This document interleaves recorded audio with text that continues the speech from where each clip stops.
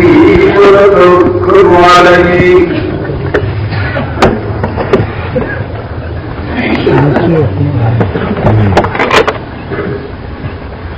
ونعوذ بالله من شرور أنفسنا ومن سيئات أعمالنا من يهده الله فلا مضل له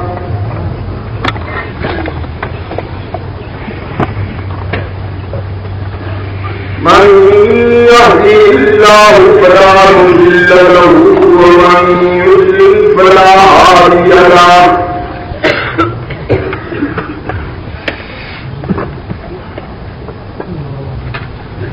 ونشهد أن لا إله إلا الله وحده لا شريك له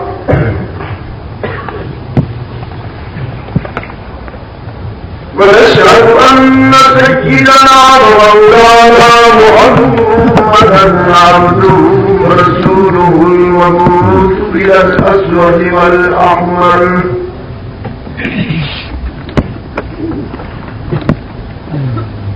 المبعوث إلى الأسود والأحمر بتتميم مكارم الأخلاق لا يخلق نبي ولا رسول بعده ولا أمة بعد أمته ولا شريعة بعد شريعته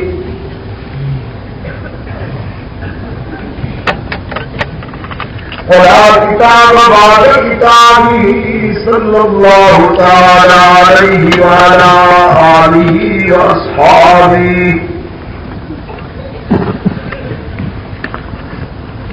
الذين هم خلافة العرب الأربعة وخير الخلائق بعد الأنبياء وهم كالنجوم في السماء للاهتداء والاقتداء وهم مصابيح الرحمة ومصابيح الهدى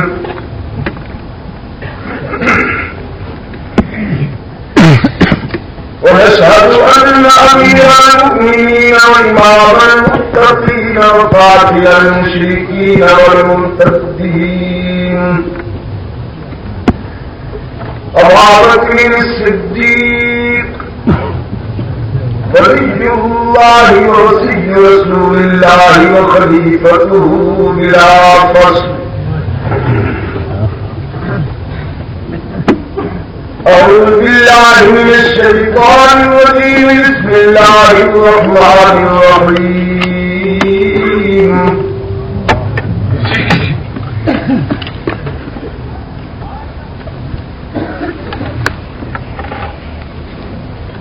ربنا وابعث فيهم رسولا منهم يتلو عليهم آياتك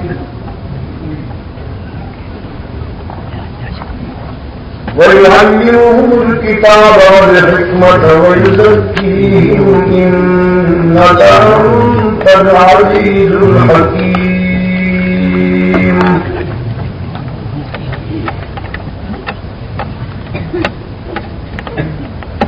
صدق الله مولانا العظيم وصدق رسوله النبي الأمي الكريم ونحن على ذلك من الشاهدين والشاكرين والحمد لله رب العالمين.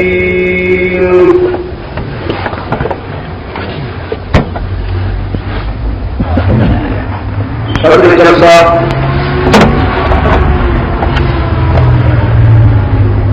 حضرات علماء کرام، بزرگان محترم اور عزیز دوستوں،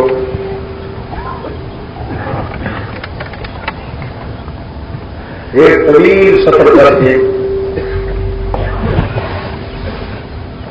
حسب وعدہ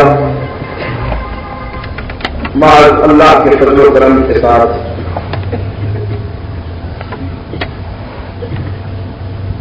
یہاں حاضر ہو سکا ہوں. کراچی سے ملتان اور ملتان سے بائی روڈ سفر کر کے یہاں حاضر ہو. آپ اس یکبستہ موسم میں جس اخلاص کے ساتھ اپنے قائد اعظم صلی اللہ علیہ وسلم کی سیرت طیبہ سننے کے لیے یہاں تشریف لائے ہیں، بالخصوص میرا عزیز ترین سرمایہ، میرے عزیز نوجوان، آپ کے چہروں کو دیکھ کر نہ صرف میری تھکان اتر رہی ہے بلکہ انشاءاللہ فکر و نظر میں بھی جو شرح و بست آیا ہے، میں پر امید ہوں کہ مجھے تفصیل گفتگو کی توفیق اللہ کی طرف سے میسر آئے انشاءاللہ.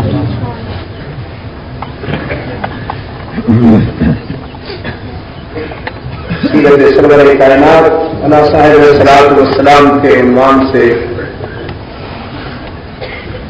رحمت عالم کے رضاکاروں نے یہ پروگرام ترتیب دیا ہے،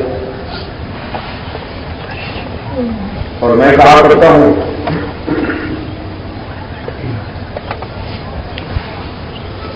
کہ سیرت اور وہ بھی رحمت عالم کی جبریل کی زبان چاہیے اسے بیان کرنے کے لیے، اور صدیق اکبر کا دل چاہیے اسے سننے کے لیے.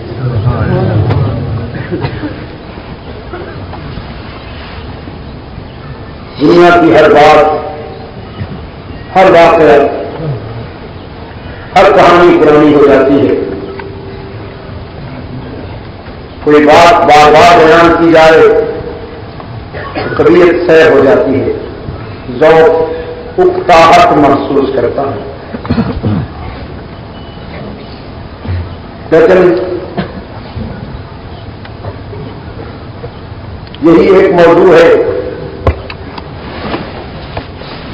کہ 1400 سال گزر جانے کے باوجود اس کی کشش، اس کی جاذبیت اور اس کے شباب میں کوئی فرق نہیں آیا. ورفعنا لک ذکرک کے تقاضے اللہ نے اس طرح پورے کروا دیے کہ اپنے محبوب کی ذات کے ارد گرد گھومنے والی کہانی کو سدا بحال کر دیے. اور یہ حکم جس کو مقرر کروں یہ تذکر کا مصداق ہے کہ اسے جب بھی چھیڑو، جب بھی کھولو، کستوری کی وہ دریا ہے کہ مہک ہی مہک ملتی.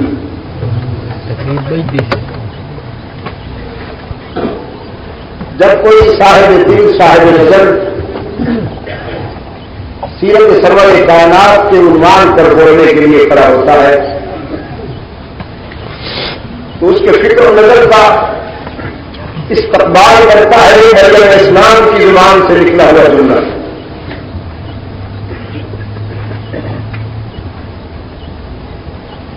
عفیفہ کائنات، حبیبہ حبیب خدا، صدیقہ بنت صدیق، مریم اسلام، مخدومۃ المسلمین، ام المؤمنین، سیدۃ نساء اہل الجنہ حضرت عائشہ رضی اللہ تعالی عنہا سے جب صحابہ نے پوچھا کہ مادر محترمہ ہمیں رسول کے اخلاق بتائیے، رسول کے اخلاق بتائیے کہ آپ نے رسول اللہ کو سب سے قریب ہو کے دیکھا.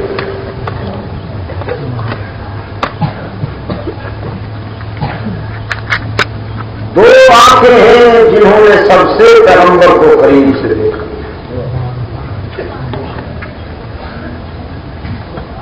ایک عورت ہے، ایک مرد، اور تم میں سے عائشہ نے قریب ہو کے دیکھا اور مردوں میں سے عائشہ کے باپ نے قریب ہو کے.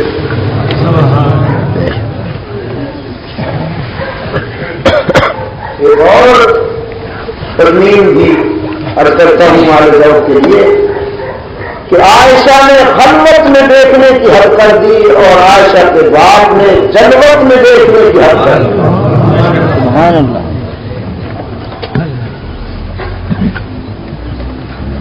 اور یہ دیکھنے کا سلسلہ ابھی تک جاری ہے کہ آج بھی رحمت عالم عائشہ کے حجرے میں آرام فرما رہے ہیں اور عائشہ کے باپ کے سینے سے لگے ہوئے ہیں. ہر تک یہ سلسلہ جاری رہے گا. رحمت عالم نے ایک مرحلے پر بادشاہ وفا حضرت صدیق اکبر کا ہاتھ اور اس ہاتھ میں بادشاہ ابراہیمیت فاروق اعظم کا ہاتھ پکڑ کے بلند کیا. دیکھنے والوں کو دعوت نظارہ دیتے ہوئے ترجمان حق و صداقت نے فرمایا یہ منظر آنکھوں میں بچھا لو, دل کی گہرائیوں میں اس منظر کو بسا لو کہ ہزار اکثر یوم القیامہ ہم حشر میں بھی اسی طرح اٹھائے جائیں. ولو کرہ المنافقون, کسی کو یہ منظر پچ سکے یا نہ پچ سکے. تو حضور کی سیرت کو بیان کرنے کے لیے قرآن ہی سب سے بہتر انڈیکس ہے جماعت رسالت کا.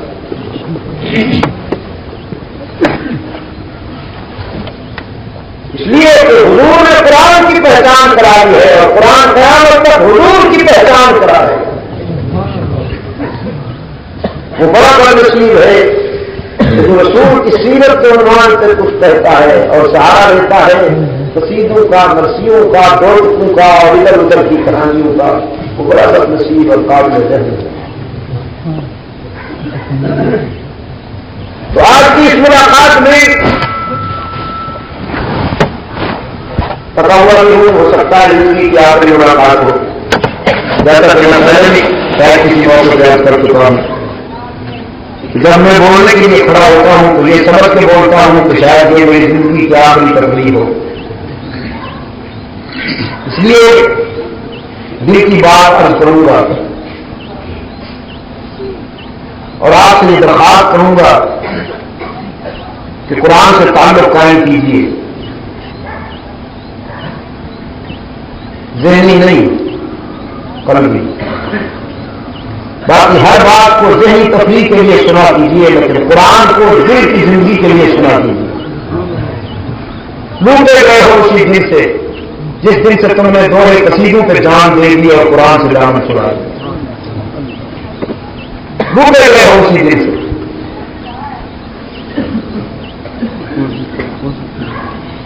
آج بھی جہاں قرآن کی حکمرانی ہے وہاں وہ بیماریاں نہیں ہیں جو یہاں ہیں. جس قوم نے آج بھی قرآن کا دامن پکڑ رکھا ہے وہاں وہ بیماریاں نہیں ہیں, وہ جراثیم نہیں ہیں جو یہاں ہیں.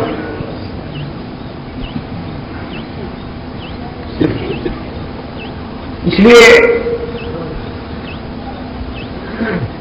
آپ سے گزارش کروں گا کہ پورے احترام کے ساتھ تاکہ آپ کچھ لے کے اٹھیں اور میں کچھ دے کے جاؤں.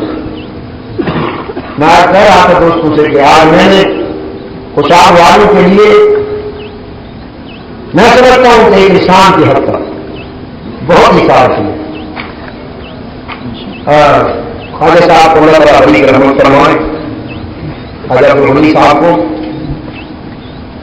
ان کے بھائی ہیں ہمارے بزرگ ہیں خواجہ عبدالرحمان صاحب, ان کی سفید داڑھی سے حیا آ گئی اور کن حالات میں یہاں پہنچا یہ خدا جانتا. تین دعائیں ہیں تاریخ کے پس منظر میں.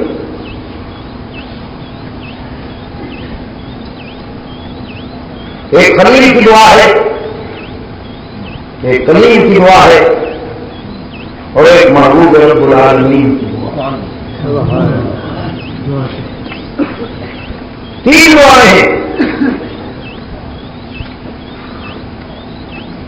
ایک مرتبہ خلیل اللہ نے دامن پھیلایا, پھر کلیم اللہ نے دامن پھیلایا اور پھر حبیب اللہ نے دامن پھیلایا. خلیل نے محمد عربی کی قیادت مانگی اللہ سے اور کلیم نے حضرت ہارون کی فصاحت مانگی اللہ سے اور خود محمد عربی نے ابن خطاب کی جلالت و شوکت مانگی اللہ سے.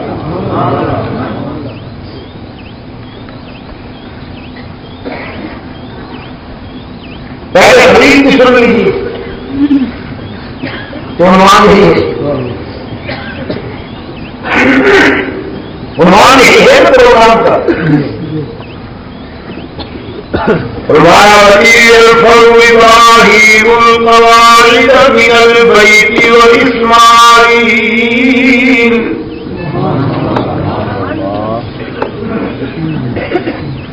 ربنا تقبل منا إنك أنت السميع العليم.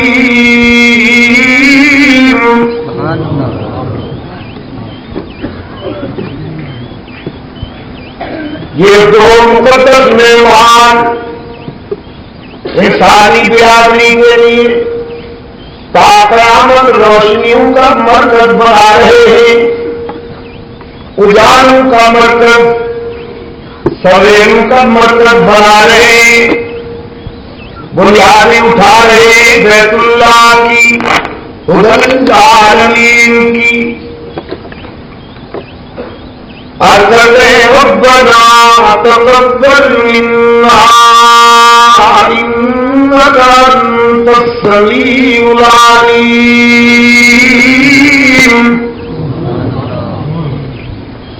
ہمارے داتا قبول فرمائیے ہماری کاوش، ہمارے لبوں پر تیرے سوا کسی کا نام نہیں، اس لیے کہ تیرے سوا کوئی سمیع بھی نہیں، علیم بھی نہیں. تو ہی ہے سننے اور جاننے والا. ربنا وجعلنا مسلمين لك ومن ذريتنا أمة مسلمة لك وارنا مناسكنا وتب علينا إنك أنت التواب الرحيم. اور اے داتا ہمیں اور ہماری اولاد کو اپنے در میں جھکنے والا بھی بنا دے، اس کے ادب و احترام سے طریقے بھی سکھا دے. ہماری اولاد میں سے اگر کسی سے کوئی لفظ ہو جائے تو ہم معافی چاہتے ہیں، ان کی کوتاہیوں کو بھی معاف کروا دے. تجھ سے بہتر کوئی معاف کرنے والا جو نہیں. ربنا وبعث فيهم رسولا منهم يتلو عليهم آياتك. اور اے پروردگار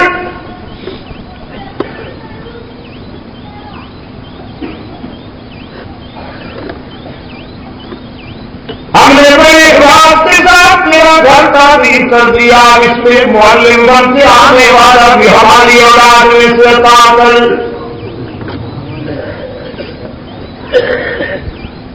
اس میں استاد بن سے آنے والا بھی ہماری اولاد میں سے بھیج.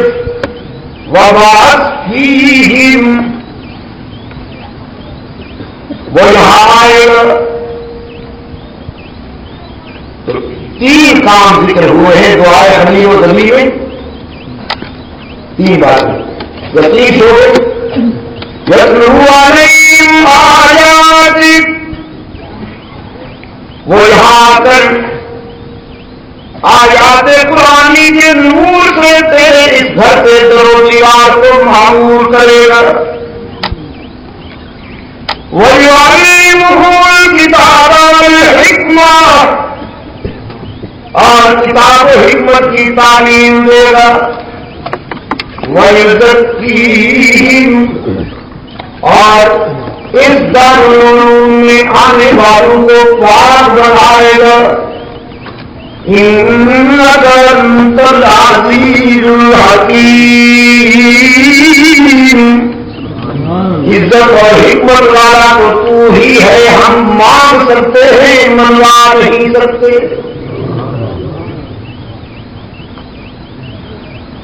ہم مانگ سکتے ہیں منوا نہیں سکتے. اس لیے کہ ہم دامن پھیلانے والے ہیں، تو عطا کرنے والا ہے، ہم آنسو بہانے والے ہیں، تو آنسو پوچھنے والا ہے۔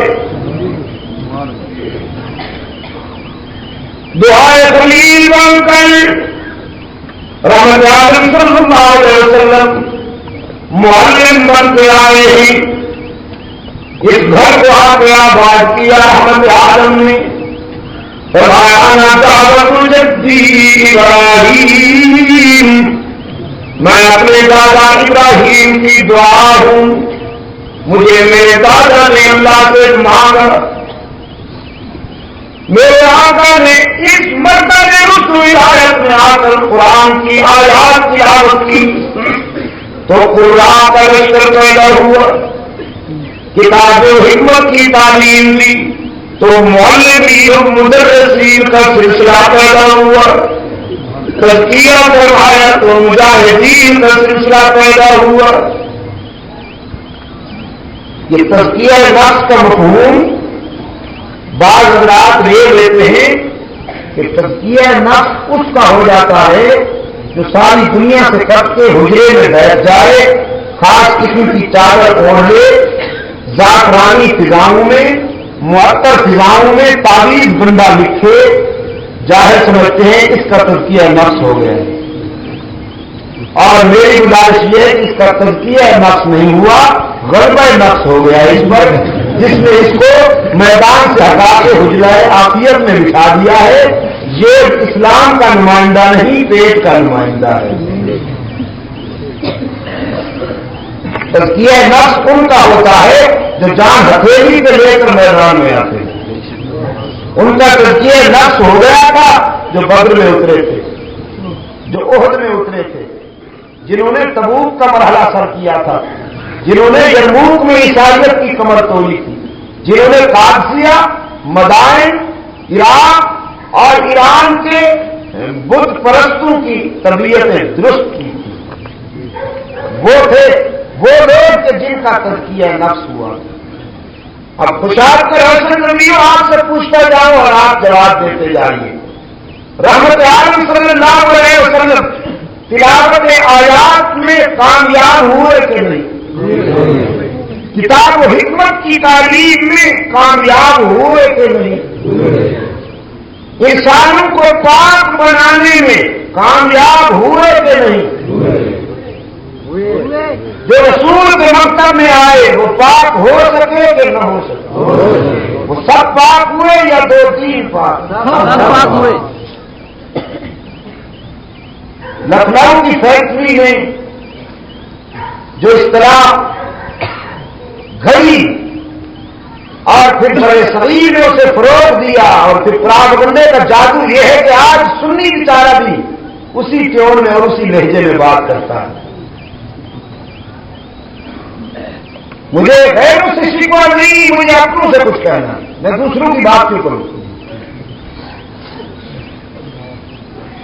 مجھے اپنوں سے کچھ کہنا۔ تم میں سے کتنے ہیں جو غزوہ بدر کے مجاہدین اور شہداء کے نام جانتے ہیں؟ تم میں سے کتنے ہیں جو غزوہ احد کے مجاہدین اور شہداء کے نام جانتے ہیں؟ لیکن اگر محسوس نہ کرے آپ تو کہہ دوں کہ کربلا کے تو سب حافظ بیٹھے ہوئے، کربلا کے تو حافظ بیٹھے ہوئے ہیں۔ اس طرح یاد ہے کربلا کے تو یہ ہم کھڑے تھے اس وقت، اور مولوی حضرات بھی بات کربلا کو اس طرح بیان کرتے ہیں جیسے آنکھوں دیکھا حال نشر کر رہے ہوں، کمنٹری نشر کر رہے ہیں۔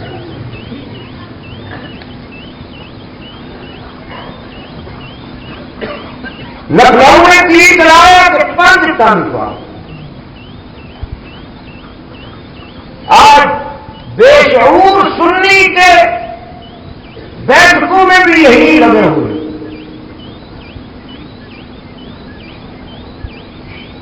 دیکھیے یہاں تک تعلق ہے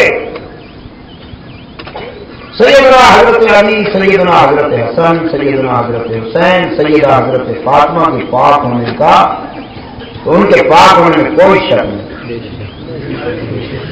حضرت علی پاک ہیں، حضرت حسن پاک ہیں، حضرت حسین پاک ہیں، سیدہ فاطمہ پاک ہیں، جو ان کو پاک نہیں سمجھتا وہ خاندانی ناپاک ہے، مردود ہے، لیکن صدیق عمر پاک نہیں،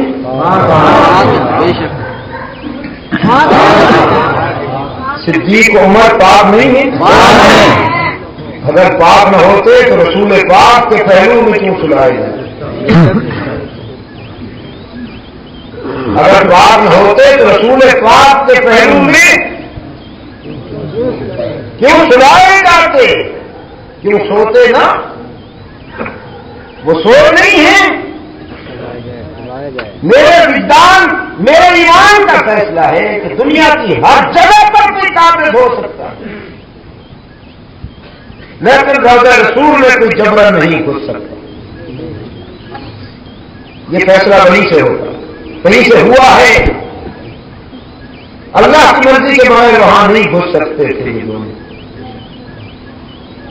یار لوگ تو کہتے ہیں کہ نہیں جبرن گھس گئے۔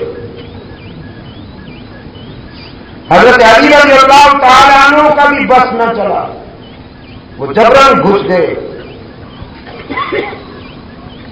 کوئی کچھ کہتا ہے، لیکن میرا ایمان ہے کہ پہلو رسالت میں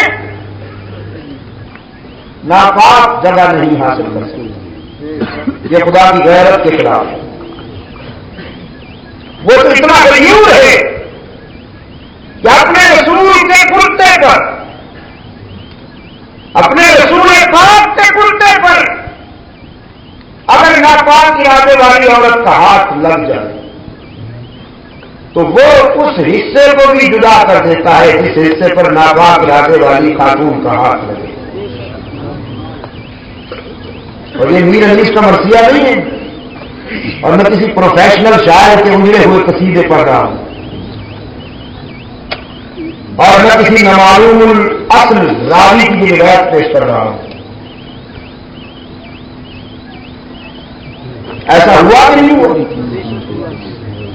ہوا؟ قرآن پاک نے فرمایا فَلَمَّا بَلَغَ أَشُدَّهُ آتَيْنَاهُ حُكْمًا وَعِلْمًا۔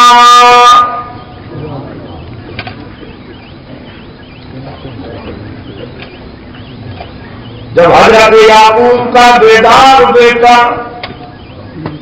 حضرت یوسف علیہ السلام جوانی کو پہنچا تو رب العالمین نے فرمایا ہم نے یوسف کی جوانی میں علم اور حکمت کے ہیرے گڑھ لیے۔ وَكَذَلِكَ نَجْزِي الْمُحْسِنِينَ۔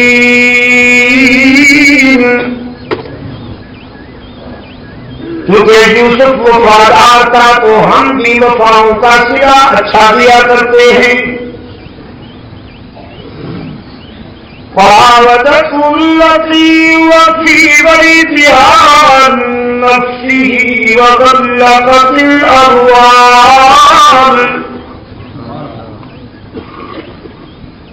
وَقَالَتْ هَيْتَ لَكَ۔ اب عزیز مصر کی اہلیہ حسن یوسفی کا نظارہ کر کے بھٹک گئی اور غلط ارادے سے جناب یوسف علیہ السلام کو خلوت میں بند کیا۔ اپنے غلیظ حسن کو سجا کر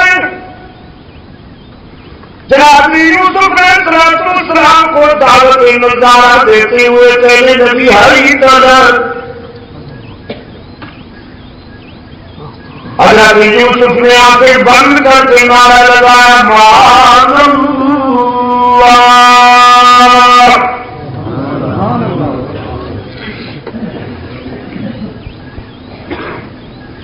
ریاضت کی بولی بدبو کرتے ہیں، میں پہلی طرف کہتے دیکھوں میری نظر میں تو وہ حسن لطیف سمایا ہوا ہے۔ جناب یوسف علیہ السلام نے اپنے سچے مشکل کشا کو پکارا، اپنے کہ کنویں میں جان بچانے والے مشکل کشا محل میں آن بھی بچانا۔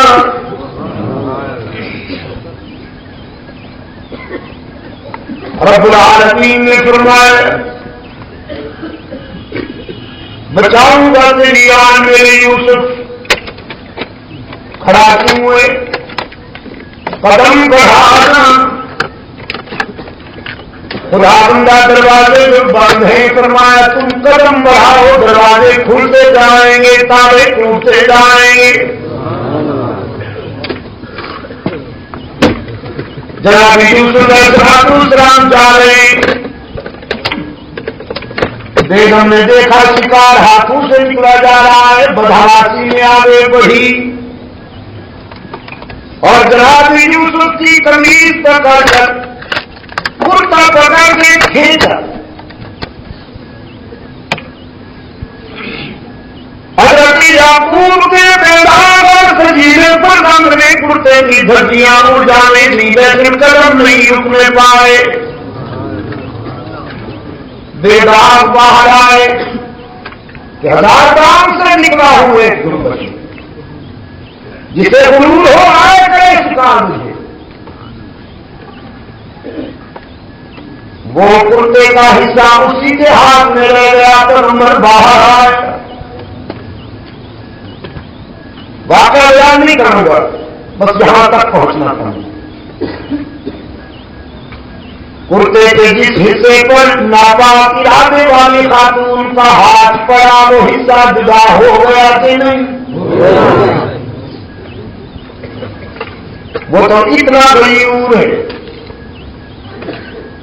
کہ اپنے پیغمبر کے کرتے پر ناپاک ارادے والی خاتون کا ہاتھ لگ جائے تو وہ حصہ بھی علیحدہ کر دیتا ہے۔ جو یوسف کے معاملے میں اتنا غیور ہے وہ اپنے محبوب کے معاملے میں کتنا غیور ہوگا۔ تو ابو بکر سویا ہوا ہے رسول کے پہلو میں، فاروق اعظم سویا ہوا ہے پیغمبر کے قدموں میں۔ خدا کی مرضی کے مطابق یا خدا کی مرضی کے خلاف؟ کسی اور کی مرضی ہو یا نہ ہو، کوئی بال نوچ لے، کوئی گریباں چاک کر دے، کوئی لہو لہان ہو جائے، لیکن خدا کی مرضی کے مطابق سو رہے ہیں وہ دونوں۔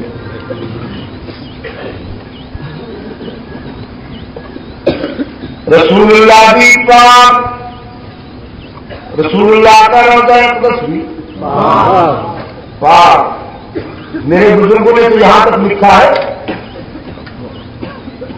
کہ زمین کا جو حصہ رحمت عالم صلی اللہ علیہ وسلم کے جسد اطہر سے مس کر رہا ہے وہ عرش بنی سے بھی جنت سے بھی سینئر ہے۔ عرش بنی اور جنت سے بھی زیادہ مقدس ہے وہ حصہ جو رحمت عالم صلی اللہ علیہ وسلم کی جسد اطہر کو مس کر رہا ہے۔ رسول اللہ بھی پاک، روضہ اطہر بھی، تو پھر اس میں سونے والے بھی، صدیق بھی، فاروق بھی پاک، عثمان بھی وہ تو ہیں ہی ضرور ہیں،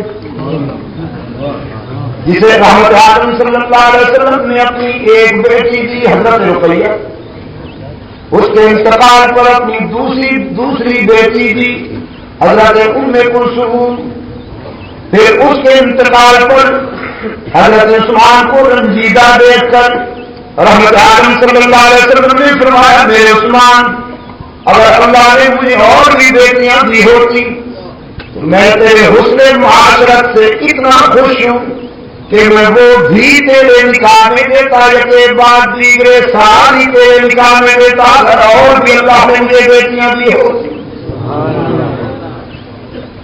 جس کے متعلق رحمت عالم نے فرمایا عثمان کو تم جانتے ہوتے نہیں جب یہ فرش پہ چلتا ہے خدا کے فرشتے عرش پر اس سے حیا کرتے ہیں۔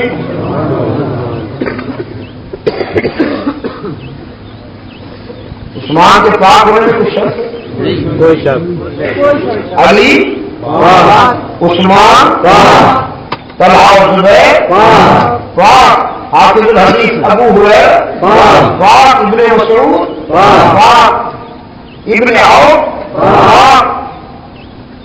اور سیف اللہ خالد، پاک معاویہ، پاک حسن حسین، پاک جو ان کو پاک نہیں سمجھتا وہ خاندانی نہ پاک، وہ مردود جو ان کو پاک نہیں سمجھتا، وَيُزَكِّيهِمْ کا مفہوم اس وقت تک پورا ہی نہیں ہوگا جب تک ان سب کو پاک نہیں مانا جائے. تو اس لیے صحیح یہ ہے کہ سب تن پاک، صرف 5 نہیں، سب. اس لیے کہ 5 میں سب نہیں آتے، سب میں تو 5 آتے ہیں.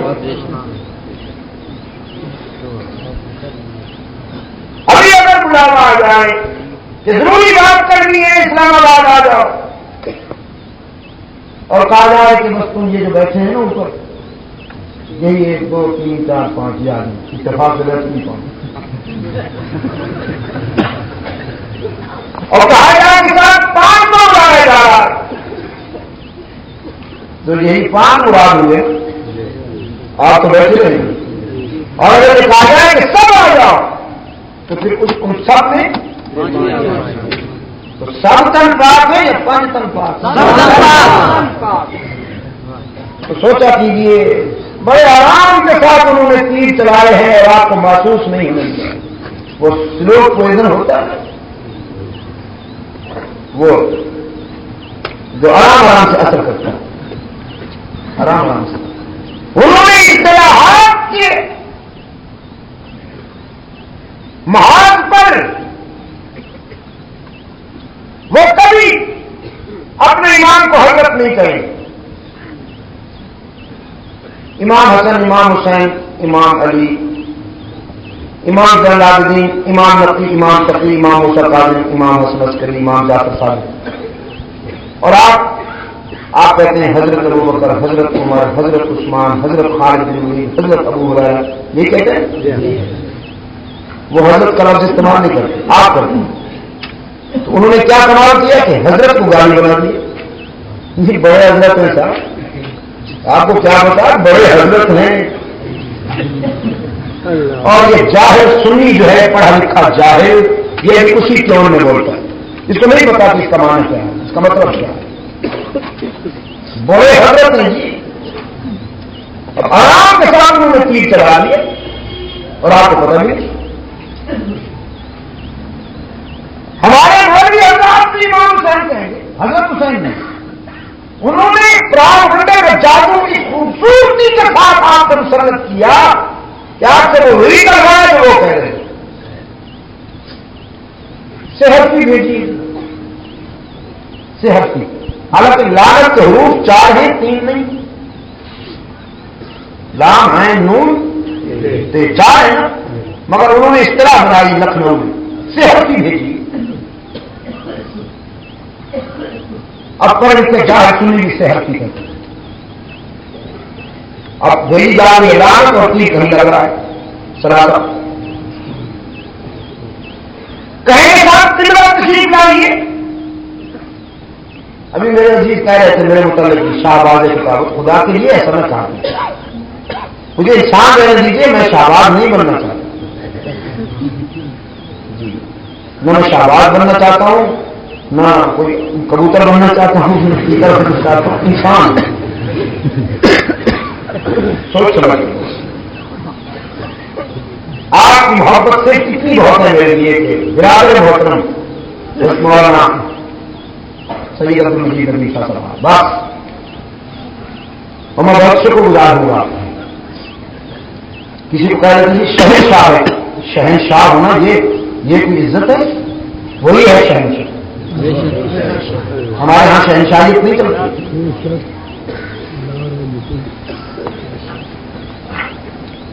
کہیں تو قبلہ تشریف لائیے، قبلہ صاحب آ رہے ہیں، قبلہ کہیں گے. کبھی یہ نہیں کہا کہ حضرت کربلا مولا تشریف لائیے، کہا کبھی سنا آپ نے؟ قبلہ کا جو امیج ہے، یہ باتیں میں اس لیے کہہ رہا ہوں کہ میری کیسٹ کچھ ذمہ دار حضرات بھی سنیں گے، انتظامیہ کے دوست بھی سنیں گے، اور میری گفتگو کا ایک حصہ ان کے لیے بھی ہے۔ میں یہ باتیں اس لیے نہیں کہہ رہا کہ کسی کی دل آزادی ہو۔ اسلام کی اصطلاحات، القابات و خطابات وہ کہ جو متعین ہوئے ہیں دور رسالت و دور خلافت راشدہ میں، اگر ان کا رخ بدلنے میں، ان کو کسی اور سے فٹ کرنے میں کسی نے کفالت کی تو ہمارا فرض ہے کہ ہم اس کی اصلاح کریں۔ آپ سمجھیں کہ نہیں، ہمارا فرض ہے۔ جس طرح کی انتظامیہ کا فرض ہے کہ وہ سچے گھی میں ملاوٹ نہ ہو، اشیاء خرد و نوش میں ملاوٹ، اگر کوئی ملاوٹ کرتا ہے تو وہ مجرم ہے، تو ہمارا بھی فرض ہے کہ ہم دین میں ملاوٹ نہ ہونے دیں، اذان میں ملاوٹ نہ ہونے دیں، کلمے میں ملاوٹ نہ ہونے دیں، ہمارا یہ فرض ہے۔ بلکہ یوں کہوں کہ ہم اسی لیے پیدا کیے گئے۔ تم اشیاء خرد و نوش میں چور بازاری کرنے والے کا تحفظ کرو، ہم دین میں چور بازاری کرنے والوں کا تحفظ جاری رکھیں۔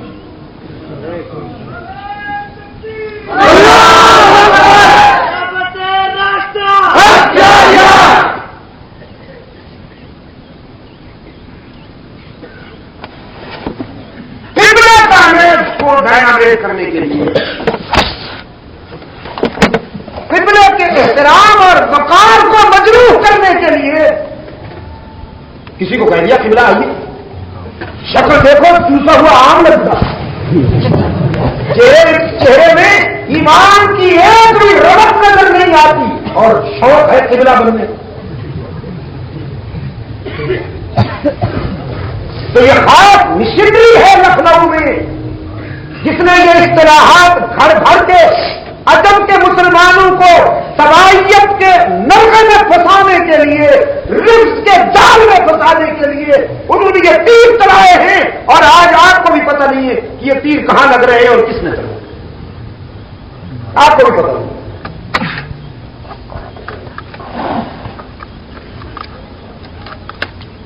کسی اچھے کموار کو ملے، اس کی جیب میں 50,000 روپے کا چیک ڈالیں گے اور اس سے کہیں گے جب کوئی قوالی پڑھا کرو تو ایک مصرع بس کربلا کے لیے بھی پڑھ دیا۔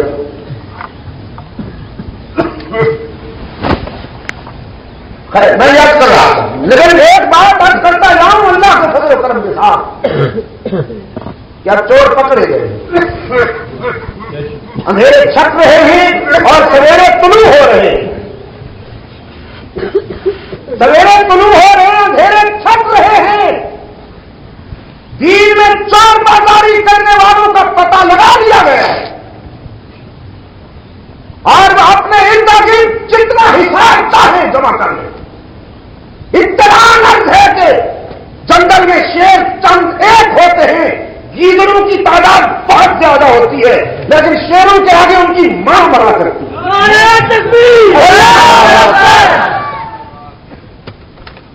جتنا حساب ارد گرد جمع کر لیتے ہیں کر لیں۔ ہمیں معلوم ہے طریقہ واردات میں جو چینج آئی ہے، ہمیں معلوم ہے کہ ہم نے ملاوٹ کی تھی، عذاب میں انہوں نے اپنے اور بھائی کھڑے کیے کہ تم بھی کر دو تاکہ ہمارا کیس مضبوط ہو جائے۔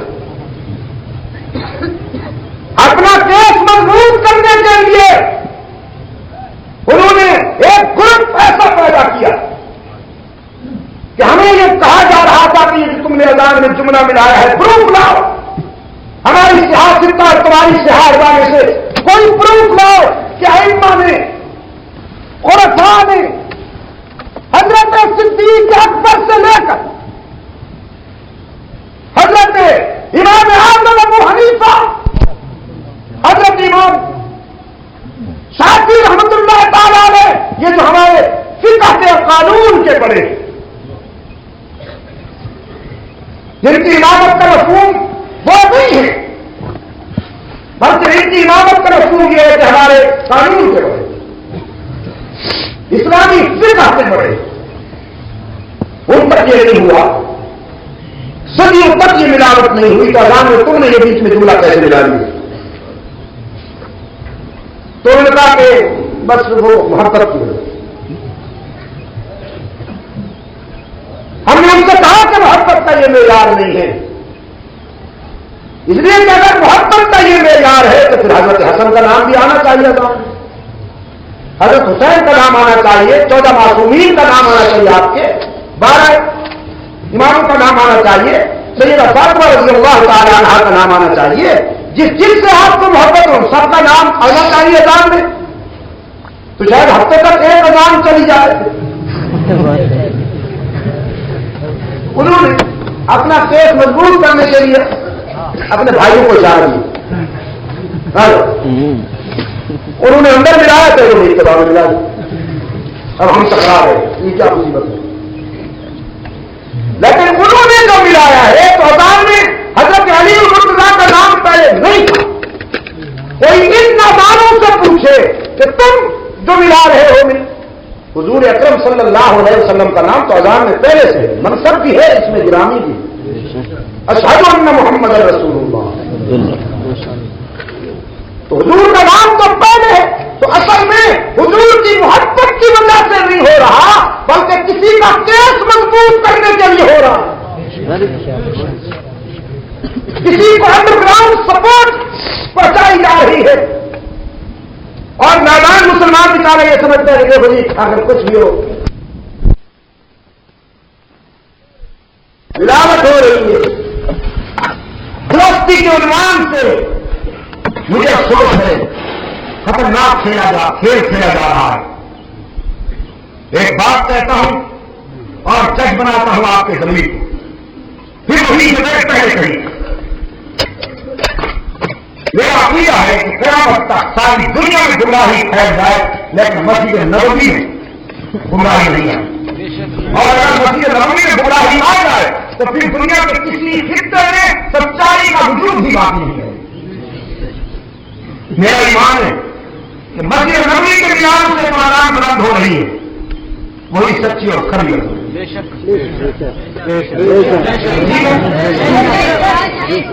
اور میں اس سلسلے میں دعوت دیتا ہوں موجودہ حکومت کہ ریڈیو اور ٹیلی ویژن سے انہوں نے جو اذان شروع کر رکھی ہے اللہ کے فضل و کرم کے ساتھ وہی اذان ہے جو مسجد نبوی کے اور مسجد حرام کے مینار سے بلند ہوئی۔ اس پر صرف مجھے نہیں بلکہ پاکستان کے ہر مسلمان کو خوشی اور جو لوگ مطالبہ کر رہے ہیں کہ نہیں صاحب یہ جو ریڈیو ٹی وی میں اذان دی جا رہی ہے اس میں کچھ آگے سے ملایا جائے کچھ اندر سے ملایا جائے، وہ ملت اسلامیہ کی وحدت و یگانت کے خلاف بڑی تقریبی سوچ رکھتے ہیں۔ جس کی اذان مسجد نبوی کے میناروں سے بلند ہونے والی اذانوں سے متفق نہیں ہے، وہ کتنی ہی سر سے کیوں نہ دی جائے، آواز چاہے کتنی ہی اچھی کیوں ہو، دیکھنے میں وہ کتنی ہی خوشنما کیوں نہ ہو، لیکن وہ کھڑی نہیں ہو۔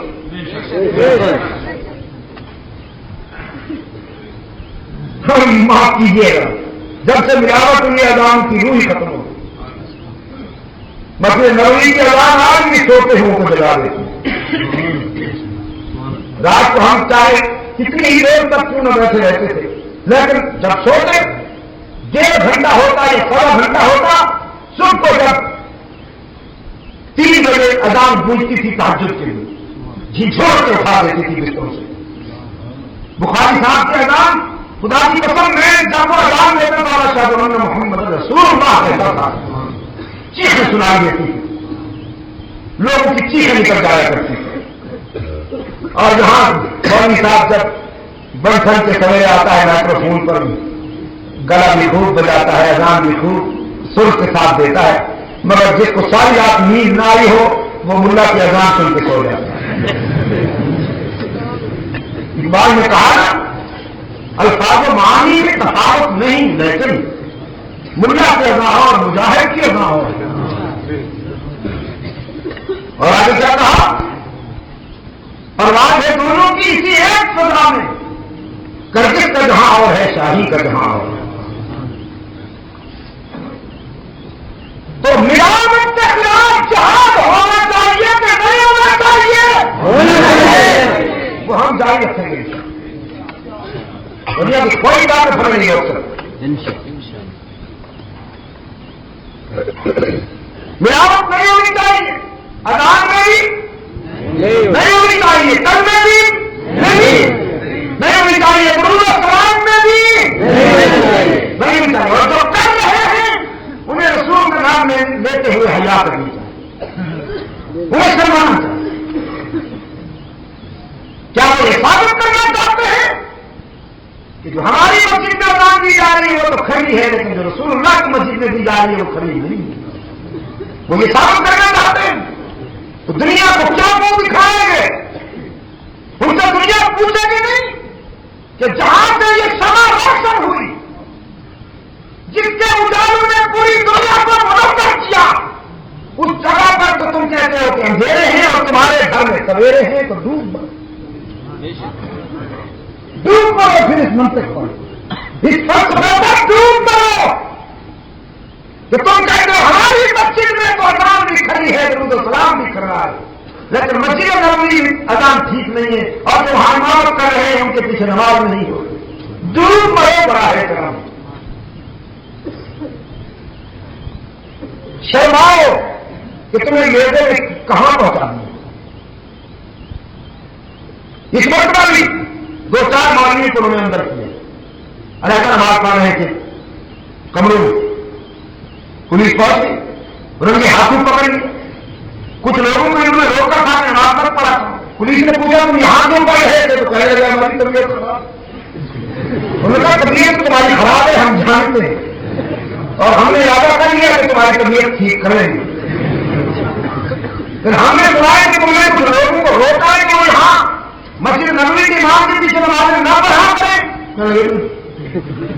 یہاں پہ صاحب کیسے کیے ہوئے وہ پوری گفتگو ریکارڈ کی گئی, بعد میں مجید کے اوپر عدالت لگی, اور اس عدالت میں ان کے مولویوں کے بیان ہوئے ہیں وہ ریکارڈ ہیں. حافظ صاحب کے پاس وہ غالباً کہتے ہیں, یہاں بھی ہوں گی اس کے پاس.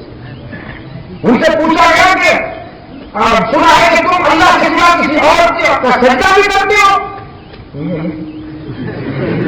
یقین کی. پوچھا گیا ہم نے سنا ہے کہ تم خدا کے سوا کسی اور کو عالم الغیب بھی مانتے ہو, نبیوں کو یا ولیوں کو. انہوں نے پوچھا ہم نے سنا ہے کہ تم خدا کے سوا کسی اور کو مشکل کشا بھی کرتے ہو. کہتے ہیں باللہ باللہ ثم باللہ انا للہ.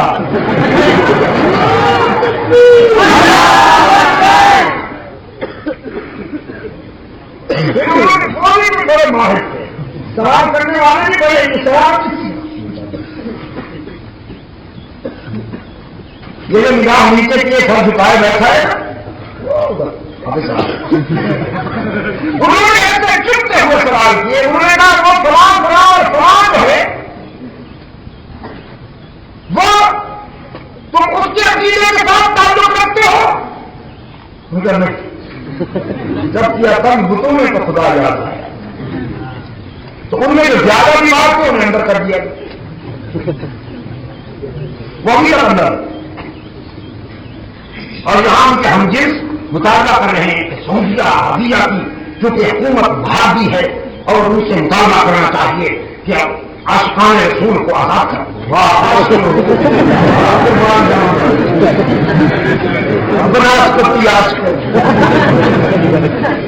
تمہارے جلوسوں میں صحابہ کو گالیاں دی جائیں اور تم عاشق ہو, ڈھونڈ مرو براہ کرم. بھائی بھائی بنتے ہو, ان لوگوں کے ساتھ تم بھائی چارہ قائم کرتے ہو جو حضرت عائشہ کو گالیاں دیتی, جو صدیق و عمر کو گالیاں دیں, جو صحابہ کرام پر تبرہ جرم ایمان سمجھیں, ان پہ بیٹھ کر صحابہ کی عظمت پر تیر چلائیں, وہ تمہارے بھائی.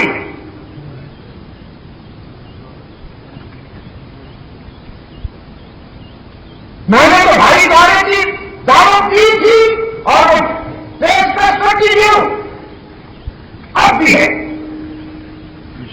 کہ بھائی دارے کی بنیاد اس طرح ہونی چاہیے کہ کمبائنڈ کانفرنس ہم کرتے ہیں, اس میں میں جاتا ہوں تم بھی آؤ.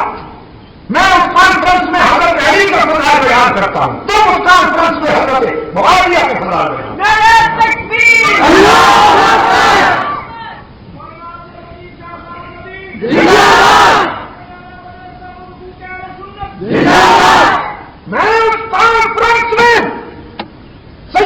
فاطمہ زہرا رضی اللہ تعالی عنہا کی عظمت بیان کرتا ہوں، تم اس کانفرنس میں سیدہ عائشہ کی عزت بیان، میں اس کانفرنس میں مقام حسن حسین بیان کرتا ہوں، تم اس اجلاس میں مقام صدیق و عمر بیان کرو، پھر تم میرے بھائی ہو میں تمہارا بھائی۔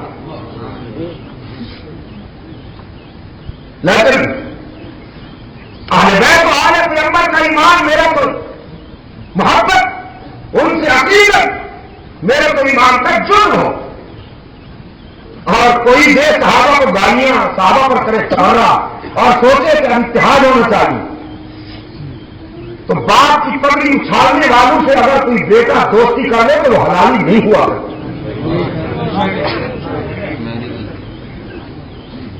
اپنی ماں کے دوپٹے کو تاڑ کرنے والوں سے جو دوستی کر لے وہ بیٹا ماں کا حلالی نہیں ہوا کرتا۔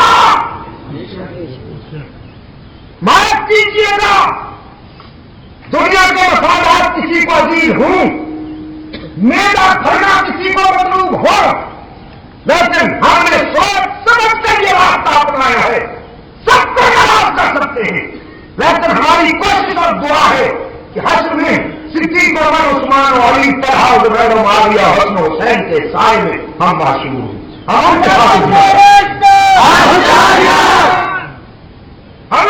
اٹھنا چاہتے ہیں، اور اس پروگرام پر کوئی مسئلہ نہیں چلے گی۔ ہمارا راستہ جسے شوق ہے روکنے کے لیے وہ روکے، ہمارا راستہ روکنے کے لیے جسے شوق ہے وہ روکے۔ انتظامیہ میں کچھ لوگ جو ذہنی جانبداری کے بیمار ہیں وہ اس کو تعاونیہ لانے کا شوق پورا کرتے ہیں۔ پچھلے دنوں کراچی میں، ابھی تو میں کراچی سے آ رہا ہوں، وہاں ایک ذمہ دار دوست دوران گفتگو کرنے شاید آپ پہ پابندیاں لگتی ہیں، باقی تو سب میں بھی جواب نہیں دے پایا تھا کہ میرے ساتھ بیٹھے ہوئے دوست کہنے والوں سے کہ شہباز و شاہی ہی ہمیشہ پنجرے میں بند ہوتے ہیں، شیر ہی پنجرے میں بند ہوتے ہیں، گیدڑ اور کبے پر تو کبھی پابندی نہیں لگی، کبھی کے تو غور سے غور پھرتے ہیں، لشکروں میں لشکر اور گیدڑ آزاد پھرا کرتے ہیں۔ لیکن میں نے پھر اس سے کہا، یہ تو اس کی بات تھی، میں نے اپنے اس دوست سے کہا، میں نے کہا بات صرف اتنی ہے کہ جب اس ملک میں دینی ذہن پیدا ہو جائے گا اور اس مسلک پر جہاں آپ بیٹھے ہیں، اس مسلک پر جب رسول اللہ کے سچے غلام بیٹھیں گے تو انشاءاللہ صورتحال مختلف ہوگی۔ اب جس قسم کے لوگ بیٹھے ہیں ان سے وہی توقع رکھنی چاہیے۔ اب نہ یہ رشا دماغی برتن سے وہی باہر آتا ہے جو اس کے اندر، ورنہ قیامت نہیں آ گئی کہ صحابہ کو گالیاں دی جائیں اور گالیاں دینے والے آزاد تھے، اور آج کی اس ملاقات میں جہاں تک مجھے سننے میں آیا کچھ دوستوں نے مجھے بتایا کہ ربیع الاول میں جو جلوس نکلا ہے اس میں کسی بدبخت نے صحابہ کرام کے بارے میں وہ زبان استعمال کی ہے کہ جو ناقابل بیان ہے۔ میں یہ بتا دینا چاہتا ہوں کہ جس شخص نے صحابہ کرام رضوان اللہ علیہ اجمعین کے بارے میں یہ گندی زبان استعمال کی ہے، انتظامیہ کا فرض ہے کہ وہ اسے اپنی گرفت میں لے کر اس کو بری سزا دے کہ جو قانون میں موجود ہے۔ میں یہ نہیں کہتا ہوں کہ وہ اسے گولی مار دے، وہ اس کا سر اڑا دے، یہ اپنے وقت میں اختیار میں نہیں ہے، ابھی تک قانون میں یہ بات نہیں، لیکن موجودہ حکومت نے یہ قانون بنایا ہے کہ صحابہ اور اہل بیت کو گالی دینے والے کی سزا 3 سال اس کو سزا دے پکڑے۔ جس شہر میں صحابہ پر اس قسم کی زبان استعمال کی جائے کہیں اس شہر پر اللہ کا غضب نازل نہ ہو۔ میں نے جب یہ بات سنی ہے میرا یقین فرمائیے کہ میری دل و دماغ کو عزیز کرتی ہے۔ اس اجتماع کے ذریعے میں انتظامیہ کے ذمہ دار دوستوں سے کہتا ہوں کہ وہ اس قسم کے عناصر پر کڑی نظر رکھتے ہوئے انہیں پکڑے۔ ٹھیک ہے؟ قانون اسی لیے بنایا جاتا ہے، قانون اسی لیے بنایا جاتا ہے کہ اس قسم کے عناصر کو قابو میں رکھا جائے۔ اور یہ بتا دوں آپ کو کہ صحابہ، ازواج مطہرات اور جہان پیغمبر یہ وہ مقدس نفوس ہیں جن کی عزت کا حفاظت اگر قانون نہیں کرے گا تو مسلمانوں کا خون کرے گا۔ تکبیر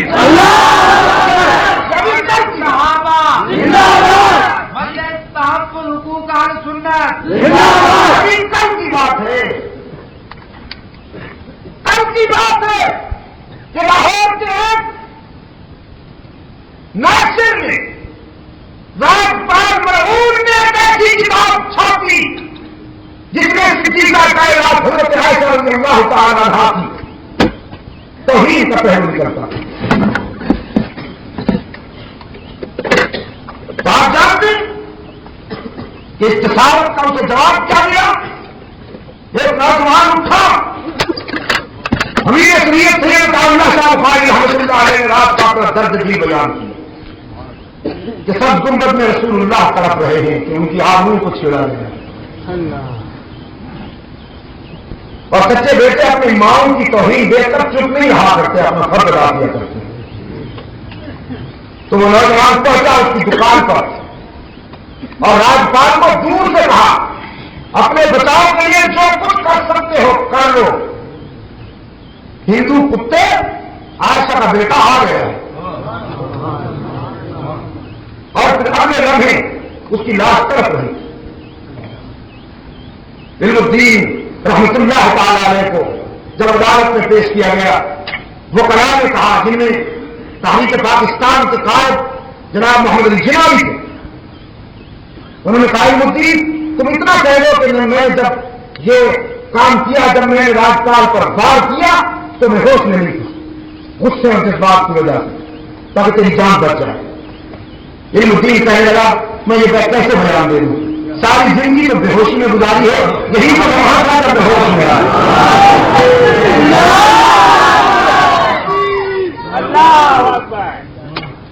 ساری زندگی تو میں نے بے ہوشی میں گزاری ہے، ہوش کا لمحہ میرا یہی تھا جب میں نے یہ کام کیا، کیسے ہی کہہ دوں، نہیں کہوں گا جو کچھ میں نے کیا ہے اس پر مجھے فخر ہے اور اس کو نبھا کے دکھاؤں گا۔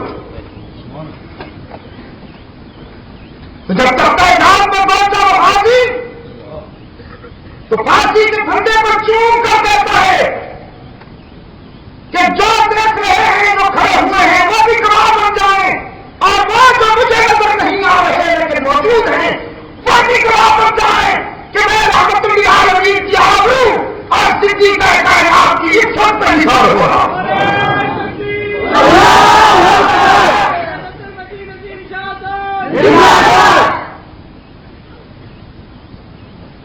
تو میں بڑی مطابق کے ساتھ یہ بات کہہ رہا ہوں، نہ میں اپنی قوم کو بھڑکا رہا ہوں نہ میں اشتہار دلا رہا ہوں۔ معاف کیجیے گا، بھڑکانے اور اشتہار دلانے کی بات نہیں ہے، یہ بات نہیں ہے ایسی اشتہار دلانے کی اور بھڑکانے کی۔ اگر کبھی آزما ہو تو آزما لیجیے گا، انشاءاللہ میں آپ کو بتاؤں گا کہ اللہ کے فضل و کرم کے ساتھ صحابہ کرام اور ازواج مطہرات اور امہات المومنین کے ساتھ ہمارا تعلق کیسا ہے، اگر کبھی شوق ہو تو آزما لیجیے۔ میں بڑی مطابق کے ساتھ کہہ رہا ہوں انتظامیہ سے کہ جس نے یہ بکواس کی ہے اس کو گرفت میں لے کر قرار باقی سزا ملنی چاہیے، یہ ٹھیک کہہ رہا ہوں۔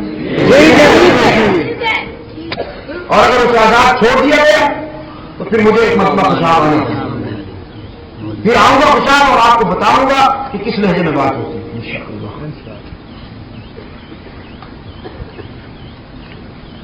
تو جو رسول اللہ کے حلقے میں آئے، جنہیں رسول کے پہلے نظر نے قیمتی بنایا، جن پہ قرآن کی باران میں رحمت برستی رہی، جنہیں مکتب مستقبی سے کامیابی کی سمجھ اور قیادت ملے، وہ سب بات نا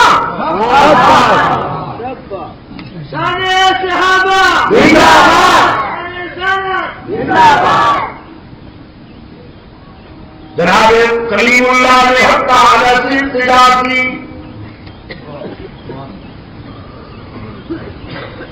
واقعی ہارون هو افصح مني لسانا فارسله معي ذكرا يصدقني واجعلني وزيرا من أهلي هارون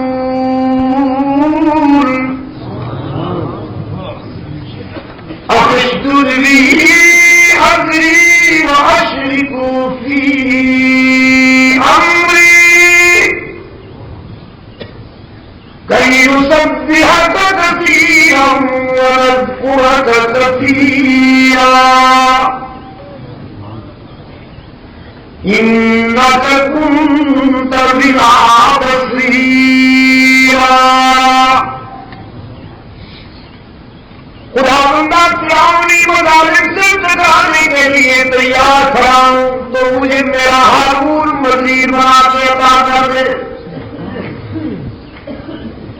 ہارون کو میرا وزیر کار بنا، ہارون کو میرا وزیر بنا. کئی نسبحک کثیرا، ہم مل کر تیری تسبیح کریں گے. تیری تسبیح کریں گے. یہ نہیں کہ میں گدی نشین بن جاؤں گا اور ہارون میرا پوری ڈھونڈ ڈھونڈ کے لائے گا. بڑی پرسی سرکار بیٹھی ہوئی ہے، مار کے دیکھو.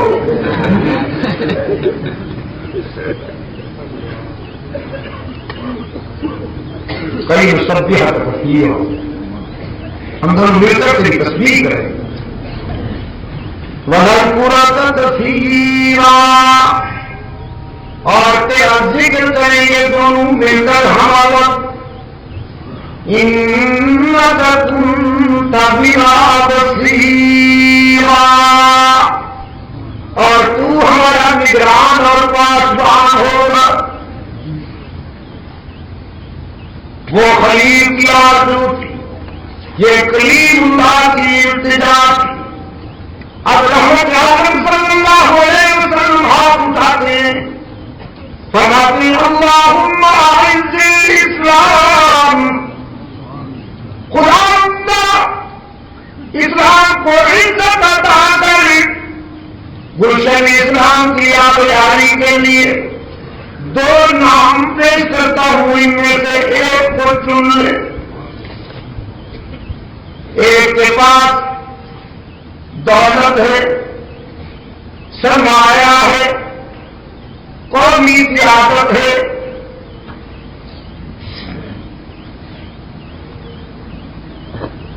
وہ اپنی قوم کا وڈیرا ہے، ساہوکار ہے. اور دوسرے کے پاس دولت تو نہیں مگر غیرت ہے، جلالت ہے، سمجھت ہے، درویشی ہے، بیدار جوانی ہے. ایک ابن ہشام، ایک ابن خطاب. ان دو میں سے جسے تو چاہے پسند کر اور میرے حلقے میں بھیج. انتخاب کرنے والے نے ساہوکار پر درویش کو ترجیح دی. انتخاب کرنے والے نے وڈیرے پر بیدار جوانی کو ترجیح دی.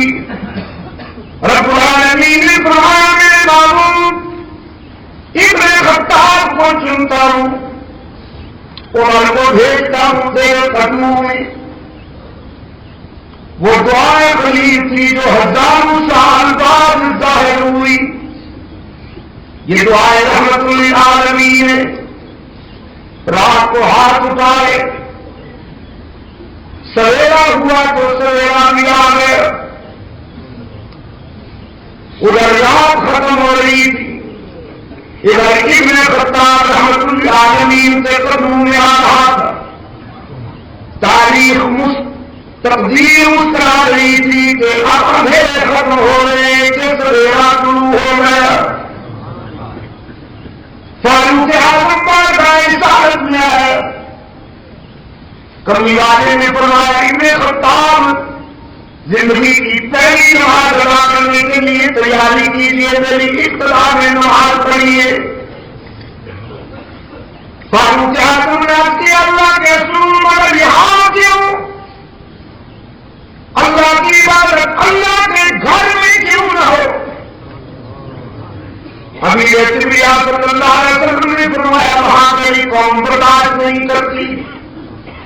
فاروق سمجھ گئے کہ قائد مجھے شرمندہ نہیں کرنا چاہتا، ورنہ سب سے بڑی رکاوٹ تو میں ہی بنا ہوا تھا۔ اب کیا میرے آقا بس اب تیاری کیجیے، میں پہلے جاتا ہوں، آپ بعد میں آئیے۔ میں نہیں آیا تھا تو آپ کی نمازیں یہی ہو رہی تھی، میں آ گیا ہوں تو آپ کی نمازیں یہی ہوں، پھر میرے آنے اور نہ آنے میں کیا فرق؟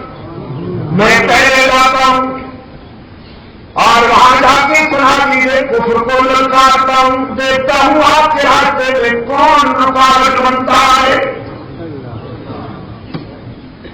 وہی تلوار جو کسی اور ارادے سے اٹھا کے آئے تھے اب وہی تلوار اٹھا کے صفا کی بلندیوں پہ آئے۔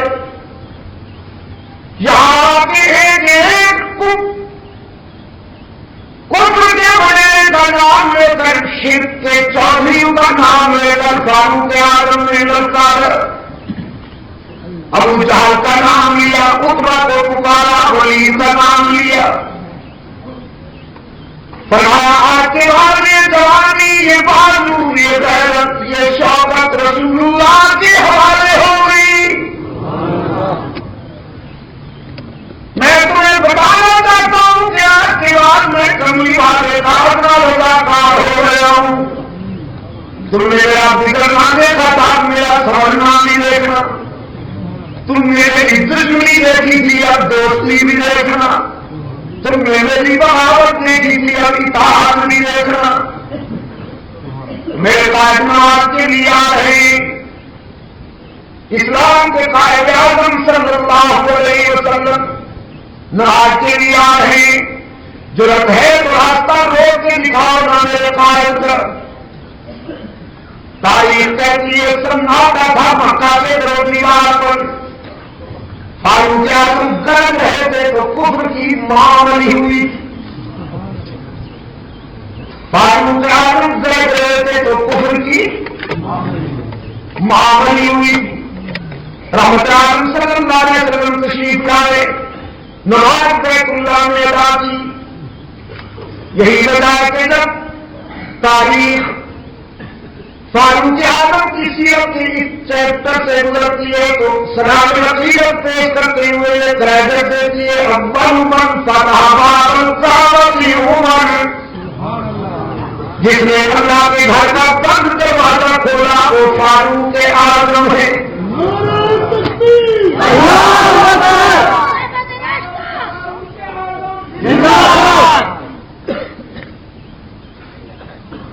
کیا کہتے پھرتے ہو کہ صاحب فلاں تو بیت اللہ میں پیدا ہوئے، بیت اللہ کو بیت اللہ رہنے دیجیے، بچہ کھانا نہ بنائیے،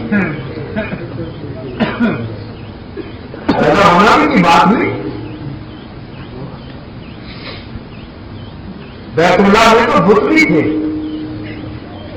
حضور اکرم صلی اللہ علیہ وسلم کی رسالت سے پہلے بیت اللہ میں تو جب حضور فاتح بن کے آئے تو وہ بت توڑوائے نا حضور نے اپنے نواسا سے۔ حضرت علی دہلوی کو حضور نے کندھوں سے اٹھایا، حضرت علی دہلوی حضرت سیدہ زینب کے فرزند حضرت ابوالعاص کے بیٹے حضرت علی زینبی، جس کو رحمت عالم نے کندھے میں اٹھا کر فرمایا بیٹے اب بیت اللہ کے دیواروں پر دستار جہالت کی رام کرائے ہٹاؤ، وہ بھی تھے بلبل سے بلبل کے پر مت باندھا کرو دوستو. میں بتاؤں علی کا کیا مقام ہے. علی کا مقام یہ ہے کہ شمشیر حیدری نے کفر کی وہ کمر توڑی ہے کہ تاریخ سراج حقیقت پیش کرتی ہے اس مادر نام. علی لشکر اسلام کا وہ عظیم سپاہی ہے کہ جبرائیل امین رشک کرتا ہے علی کی سہولت پر. علی رحمت عالم صلی اللہ علیہ وسلم کا سچا رضاکار ہے. علی صدیق اکبر کا بھائی ہے. علی فاروق اعظم کا بھائی ہے. علی عثمان ذوالنورین کا بھائی ہے. علی محمد عربی کا سپاہی ہے. یہی فضیلتیں کیا کم ہے کہ تنکوں کا سہارا لیا جائے. کیوں لیا جائے؟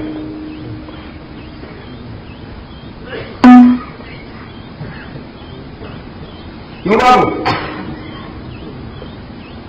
اگر کوئی یہ کہے کہ یہ کہاں صاحب آ رہے ہیں جن کی بارگاہ محترمان ہے جن کو مسجد میں جنا تو آپ خوش ہو جائیں گے. مسجد کس کے لیے بنی ہے؟ مسجد تو عبادت کے لیے. مسجد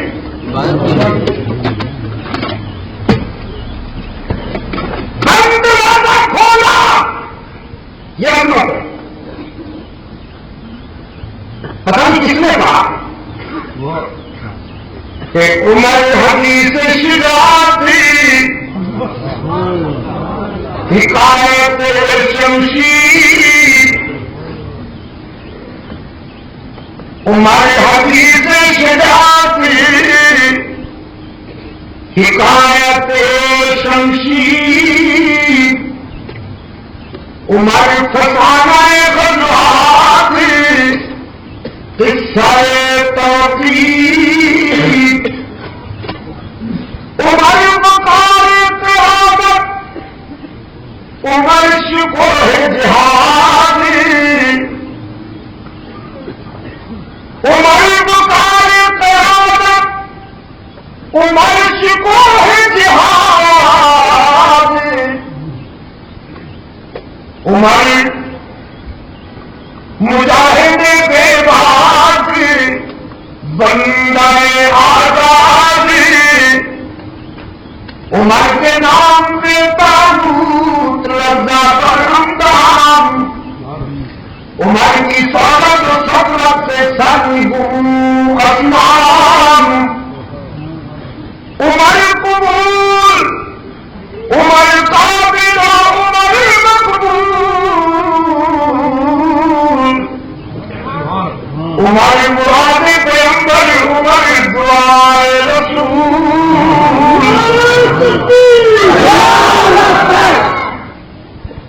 عمر فرش پہ بولتا ہے تو حج سے قرآن بن کے اترتا ہے. ہر وقت یوں ہوا کرتی ہے بھائی جی. عمر فرش پہ بولتا ہے تو حج سے قرآن بنتا ہے. عمر نے تجویز کی ازواج مطہرات کو پردہ کرتے باہر نکلنا چاہیے. بے پردہ ہو کے نہیں آنا چاہیے. قرآن آیا یا ایھا النبی قل لأزواجک وبناتک ونساء المؤمنین یدنین علیہن من جلابیبہن. میرے بابو فرما لیجیے اپنی بیویوں کو لأزواجک اپنی بیویوں کو وبناتک اور اپنی بیٹیوں کو. وہ بنت کہیں وہ اگر ایک ہوتی تو کون بنت کا بیٹا. فرما دیجیے اپنی بیویوں کو اور اپنی زینب کو رقیہ کو ام کلثوم کو، فاطمہ کو بنا دے گا. اور دیکھیے بات کہاں سے کہاں پہنچی. رب العالمین نے فرمایا میرے معبود تیرے عمر کا مسئلہ تھا کہ ازواج باپردہ ہو کے نکلا کریں، اور میری رحمت کا تقاضا ہے کہ امتی تجویز قیامت تک ہر امتی کے گھر میں پہنچے.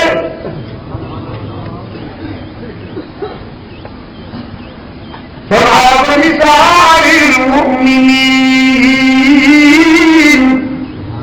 اہل ایمان کی ماں، بہنوں، بیٹیوں، بیویوں کو بھی یہ حکم سنا دیجیے کہ اپنے چہرے چالوں سے ڈھانپ لیا کرے.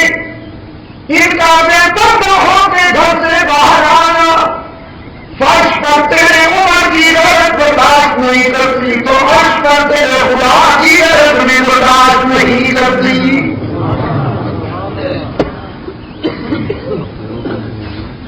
پردہ نعمت ہے کہ نہیں؟ مگر وہی ہوگا جہاں عمر کی محبت ہو. پریکٹیکل کر دیکھ لیجیے. پردہ اللہ کی نعمت ہے. کرتے جاؤں کیسے کیسے نظارے دکھا دیں، مگر یہ نعمت وہی ہوگی جہاں عمر کی محبت کے چراغ روشن ہوگی. جن گھرانوں میں عمر کی عقیدت نہیں ہوگی وہاں شرعی پردہ بھی نہیں لگے. کہ جب مجوز پسند نہیں تو تجویز کیوں آئی.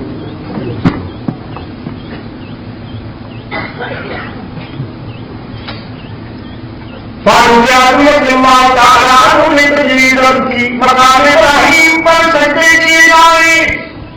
قرآن ہے وَاتَّخِذُوا مِن مَّقَامِ إِبْرَاهِيمَ مُصَلًّى.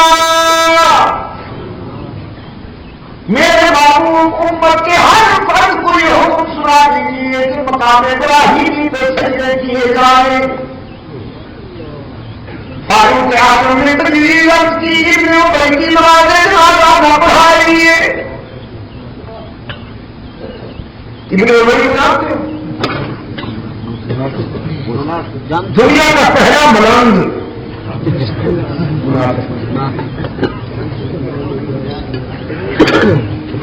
دنیا کا فرسٹ ملنگ آف دی ورلڈ. کھاتا خود تھا مرتا دوسروں کے صدیقہ کائنات حضرت عائشہ کی حرمت پر سنگاری کرنے والا پہلا بےایمان. لیکن جب پکڑا گیا تو انکار کرنے لگا. پرسٹن ایک جگہ ہے UK میں، یونائٹڈ کنگڈم میں. وہاں پر ایک صاحب نے مجھے تقریر کے دوران چٹھ لکھی. شاہ صاحب ملنگ نوٹس دی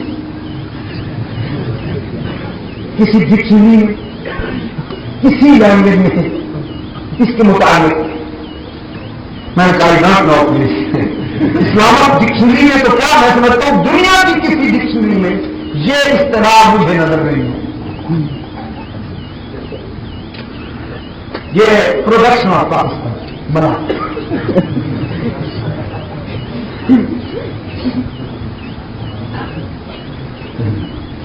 حضرت حسین کے وارث بننے کا شوق ہے. حلیہ مظاہرہ فرمائیے. حضرت حسین کے وارث ہوں تو حلیہ اور عدالت بڑھتی ہے، عدالت سے بڑھتی ہے، نگاہوں سے عدالت کون کہتا ہے کہ پہچانی نہیں جاتی. ایک غریب آدمی ہے، تنہا رہتا تھا، مزدور آدمی گھر میں. اس کے گھر میں ایک تو بکرا تھا، ایک بندہ رکھ لیا اس نے. آپ اگر مزدوری کے لیے جائے تو بندہ یہ کاروائی ڈالتا کہ مٹکے سے آٹا کھاتا، آخر میں ایک لت آٹے کی بکرے کے منہ پہ ہوتی. اپنی زنجیر پھر باندھ کے بیٹھ جاتا تھا. وہ غریب آدمی واپس آئے ہوئے جیسے مٹکا کھا لیے ہوئے جیسے بکرے کے منہ پہ لگا ہوا اور کھایا ڈنڈا اور بکرے کو مار مار کے اس کی چمڑی بھیجا. ایک دن، 2 دن، 3 دن، 4 5 دن، ہفتہ مارا. بکرے بیچارہ سوکھ کر ہڈی پر ڈھانچہ ہو گیا. تو بیٹھ کر ایک دن سوچنے لگا کہ دونوں انسان میرے ہیں، آٹا بھی میرا کھایا جا رہا ہے، بکرا بھی میرا باپ تھا ہے کیا مصیبت، مگر اس کی حیرت کوئی انتہا نہیں رہتی تھی کہ وہ رسی جس سے مان لے جاتا تھا بکرے کو وہ بھی اسی طرح ہوتی تھی۔ تو شہر کے کسی سمجھدار آدمی کے پاس گیا، کہنے لگا بھائی میاں صاحب کوئی کہانی کیجیے یا تو وظیفے بتائے، انتہا کام میں تعلیم ہوتی، گاڑی خراب ہوگی تو تعلیم دی، خراب گاڑی ہو گئی تو تعلیم دی،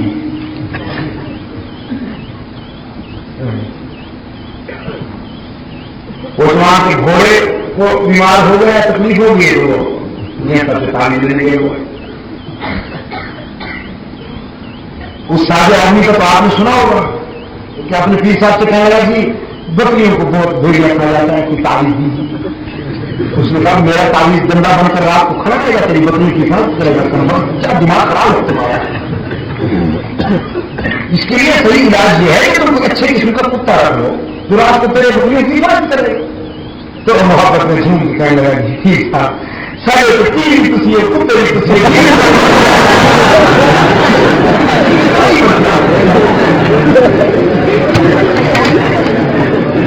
سارا کام تین سے لے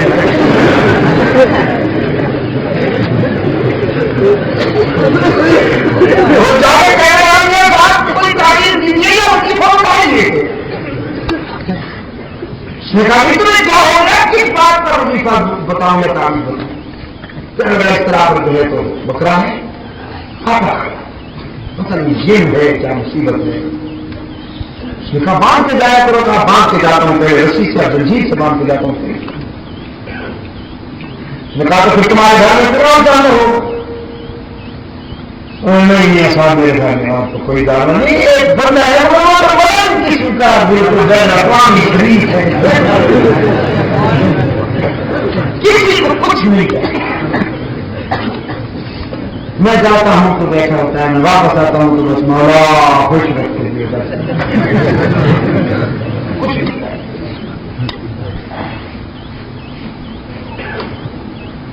میاں صاحب سمجھدار سے کہنے لگے مجھے تیرے ہم پہ شروع ایک دن ایسا کرو کہ تم گھر سے جاؤ، دونوں پر یہ ظاہر کرو کہ تم چلا گیا ہے اور ذرا کھڑے ہو کے دیکھو کہ یہ کاغذ اب ایک دن اس نے بتایا یہ وہ کیا شو کیا کہ میں آرام لے بیٹھ گیا گھر کے کسی کونے میں اور بندر سمجھا وہ چلا گیا ہے، تو اپنے رسی کھول کے حسب معمول گھر کے سہ میں آیا، دو چار چھلانگیں لگا کے بکرے کی طرف دیکھا، تیار ہو گیا بکرے کا بچہ آتا میں کھاؤں گا مار تجھے خوب آتا کھایا اور آخر میں آتے آتے جو بکرے کے منہ پہ مر رہا تھا تو اس نے آگے تم پکڑی اور اٹھا کے پکا کر دی، مردود حرام خور کہیں کے کھاتے تم ہو بکری کھلی کے ہو۔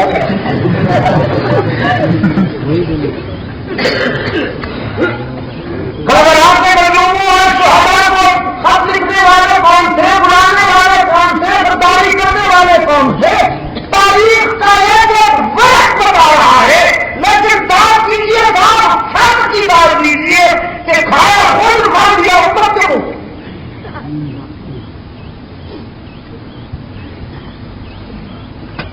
قریب ہے یاروں روزے محشر، چھپے گا پشتوں کا خون کیوں؟ جو چپ ہے کی زبان خنجر لہو پکارے گا آپ کی۔ ابن ابی صدیقہ کائنات مریم اسلام حضرت عائشہ رضی اللہ تعالی عنہا کے خلاف سب سے پہلی بدزبانی کرنے والا بدنصیب مر گیا، بیٹے کو وصیت کی جانے رحمت عالم سے آپ کرنا اور اپنا کرتا نہیں میرے کفن کے لیے میری نماز جنازہ پڑھائیں کہ شاید میری افواہ بچے۔ بیٹے نے کہا کہاں امید ہے، تو نے ساری زندگی رسول اللہ سے دشمنی کی، منافقت میں وقت گزارا۔ اس نے کہا میری منافقت کی طرف نہ دیکھو، تم اس کی رحمت کی طرف دیکھو۔ میری منافقت میں واقعی کوئی گنجائش نہیں ہے، لیکن ان کی رحمت میں بڑی گنجائش ہے۔ مجھ سے بڑا رسول کا دل دکھانے والا شاید قیامت تک نہیں ہوگا، تو آمنہ کے لال سے بڑا اپنے دشمنوں کو معاف کرنے والا بھی قیامت تک نہیں ہوگا۔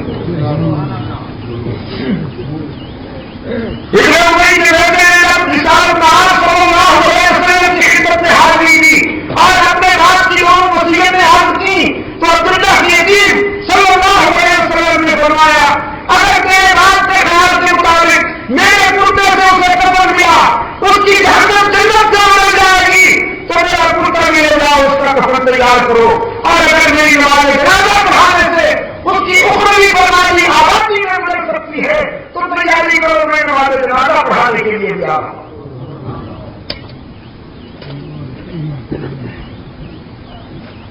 نماز جنازہ کی تیاری ہوئی، مدینہ کی آواز بھی آج سمٹ کے پہنچی ہے جنازہ کا۔ سرکار دو عالم صلی اللہ علیہ وسلم جب نماز جنازہ کے لیے آگے بڑھے تو فاروق اعظم فرد غیرت میں آنکھیں سن آپ کرتا ہے آپ جانتے ہیں نا اسے یہ کون ہے؟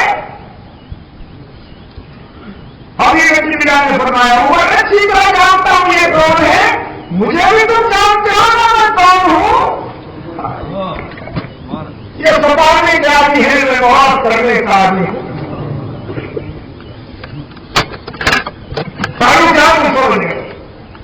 سمجھ گئے تو اچھی بات ہے، میرے آپ کا سب کچھ معاف کر دیجیے گا، لیکن کیا اس سمندری کا وہ ظلم بھی قابل معافی ہے جس نے مذہب اسلام کا نظام لگایا اور ہماری روحانی مادر محترمہ کئی باتیں ہوتی رہی، آج آپ اس کی نماز جنازہ پڑھائیں گے تو صدیقہ کی غیرت پہ کیا گزرے گی؟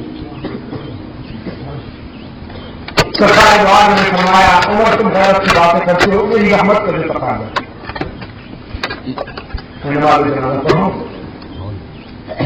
فاروق اعظم ہٹ گئے، نماز جنازہ ہو گئی، اپنے قائد کے پیچھے عمر نے بھی نماز جنازہ پڑھی اور جبرائیل امین نقد پیغام لے کے آ گیا، فاروق اعظم کی غیرت قرآن بن کے اتری۔ فرمایا لا تصلی علی احد منهم مات ابدا، میرے محبوب عمر نے تو اس اندھیرے کی بات کی، اب میرا حکم یہ ہے کہ اس گروپ کا کوئی بھی بدبخت جس کے سینے میں تیری آبرو کا بغض ہو جب مر جائے تو کسی کا بھی نماز جنازہ پڑھانے کی آپ کو اجازت نہیں، جن میں